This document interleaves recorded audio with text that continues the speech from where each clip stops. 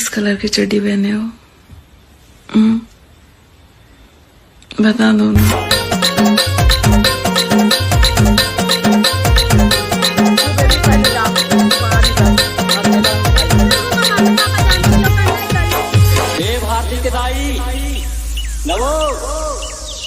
उठस नहीं छानी मची रही है को नरियावत है वो बिहान हो गए पगनऊ ना हो यह का अरे काइन था जगह था छेत का डीजे बंदूक